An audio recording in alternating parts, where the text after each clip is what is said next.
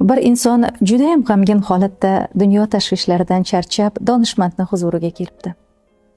Aytingchi, meni qiynayotgan bu g'am tashvishlardan qutulishni biror chorasi bormi? deya dardini doston qilibdi.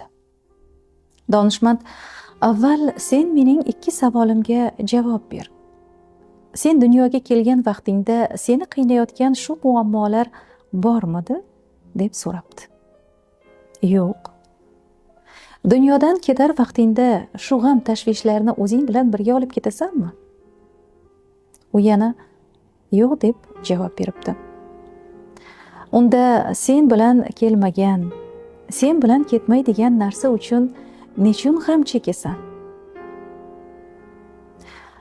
Bu ishlar g'am chekishga arziydimi yoki yo'q? Siz qanday fikrdasiz?